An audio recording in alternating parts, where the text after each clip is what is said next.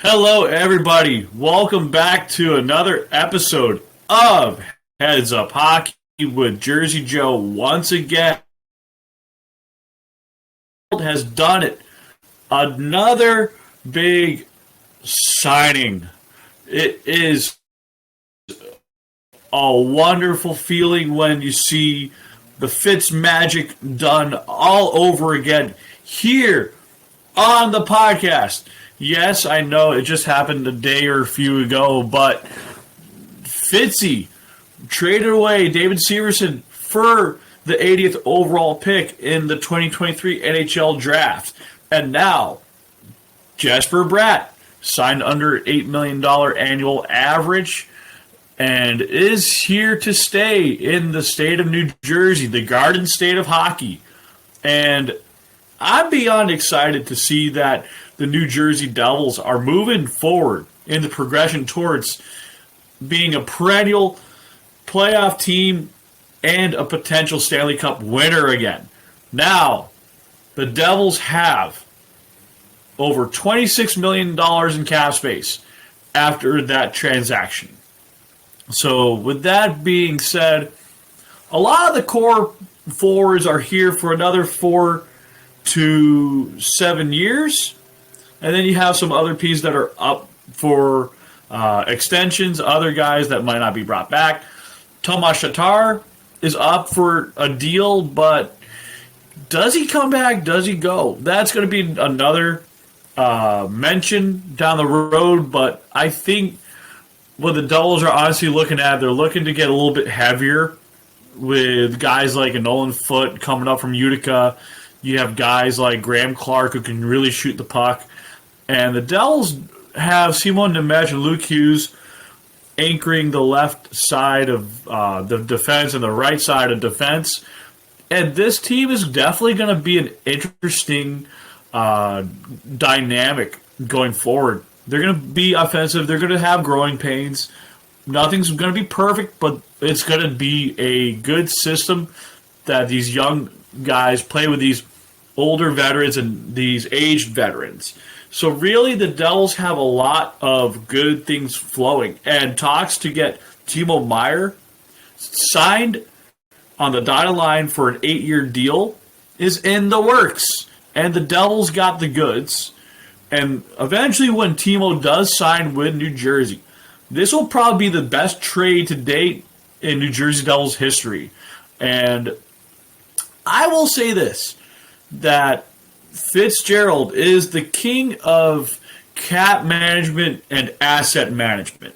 He is really good from the time he stepped in as an interim GM, moving on from guys like a Blake Coleman who were cheap enough for the Tampa Bay Lightning to win one of their past couple cups, and Devils needed that Muhammadulin pick. Eventually, they got the Dawson Mercer trade pick after Ray Shero did that, and Tom Fitzgerald believed in guys like Kevin Ball and the pick that would be eventually Dawson Mercer. It expedited the rebuild, and the Devils have seen that rebuild become a contention. So the Devils are done with being cellar dwellers. They're not going to be like the San Jose Sharks. They're not going to be like someone of the Vancouver Canucks or, let's say, said team, Chicago. So the Devils are in a different position than they were in the past decade, rebuilding and adding guys to their pipeline. So really, the Devils aren't going to move every single player to make every single hockey trade. They're going to make the necessary moves after the season starts and to see what they can really do when it gets closer to the trade deadline. Kind of like what they did with Timo Meier.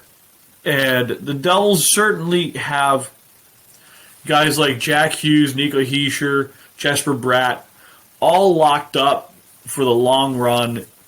You have Dougie Hamilton there, Siegenthaler, Marino. I'm telling you, Luke Hughes, Simon Nemec, are on those team-friendly contracts, super friendly. And once they start getting in there, eventually down the road, next 2 seasons, you're going to be seeing a guy like Arseny Gritsia come over from the KHL, and even his agent made it known that, the Devils didn't have enough room. So the Devils are going to eventually bring him over. It'd be like our version of Kirill Kaprizov. So really, the Devils are in really good position not to hamstring themselves. But for the next 2 to 10 seasons, easily, you haven't seen a lot of these young guys hit their prime yet. And you're looking at when the cap does go up, it's probably be around $46 million in cap space to $48 million, and so on and so forth. And I mentioned before that the escrow is almost paid off, and that means there could be a little bit more harmony with the collective bargaining agreement for a lot of the NHL players, and really this helps the Devils and those players save more money down the road.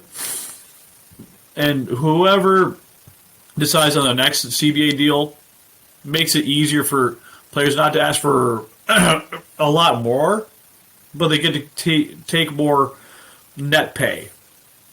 Because you have the escrow, your player agent fees, and then you have your payroll taxes and such.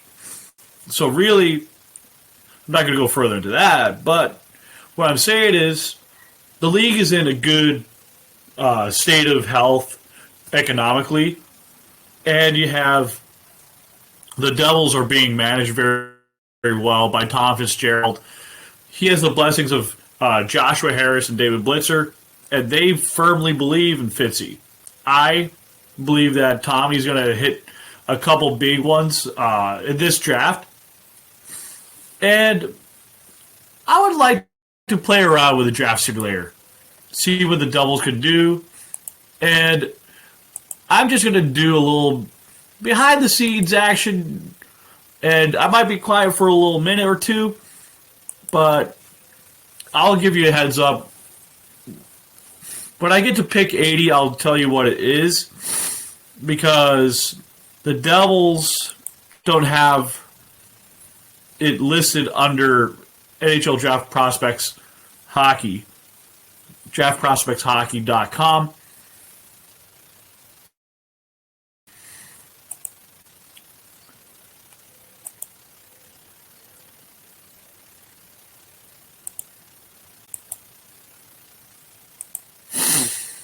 Let me see this. Okay, under pick 80, I would pick, if this player is available still, I would go with Ethan Miedema, a left wing, 6'3", 206 pounds, highly skilled forward with great size and athletic tools, smooth puck handler, drives the net, and he's very raw. So he's definitely someone that you can get out of the Kingston Frontenacs. Now let's get to that Devils pick. Okay, they are asking for a big goaltender. Let's get a big goaltender.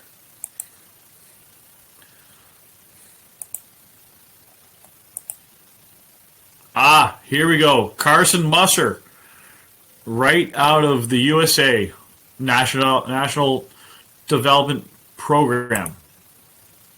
Tom Fitzgerald loves his USN TDP players.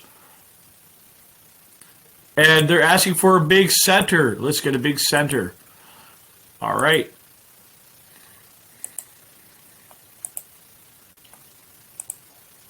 Let's see. Ooh, I like this one.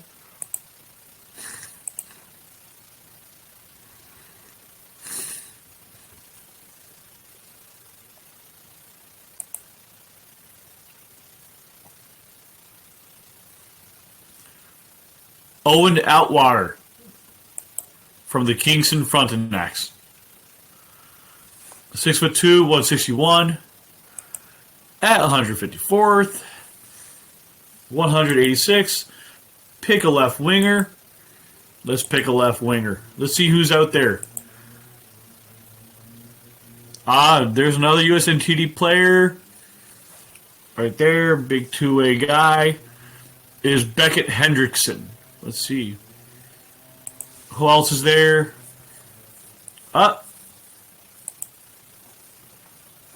Maybe we'll go with Florian Jekai. All right.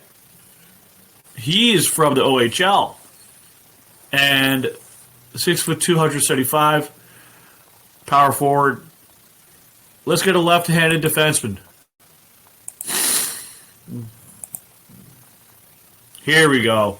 Christian Kostadinsky out of Frölunda HC J20 from Sweden. Got a Polish name, though. I like that.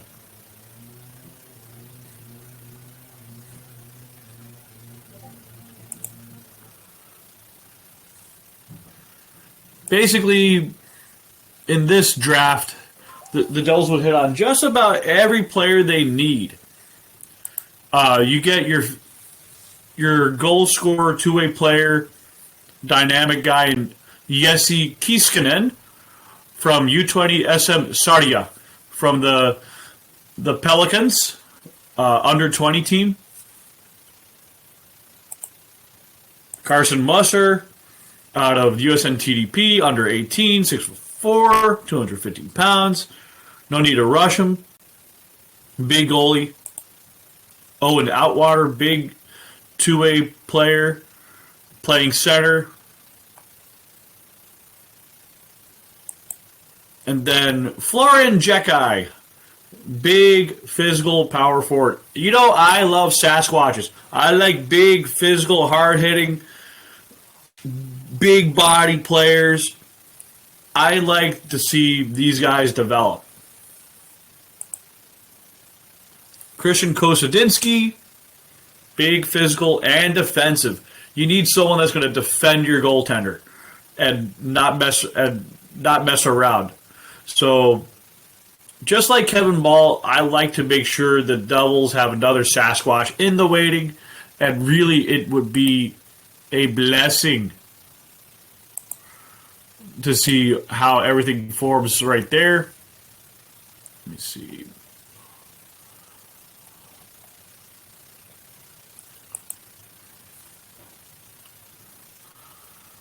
Let me go back towards that 80th pick, because it's not updated in the system, but you know me, I have a good mind for finding things.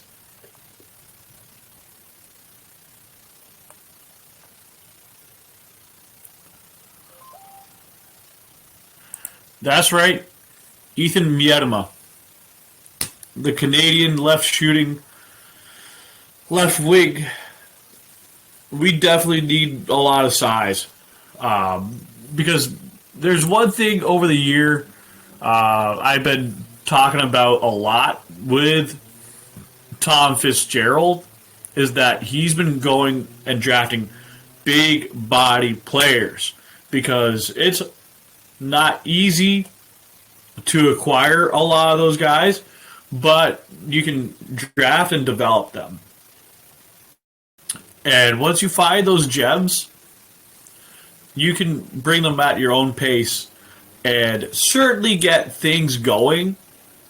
And once those guys start hitting, they start developing from your minor league system, like the AHL, you can say, this kid's ready.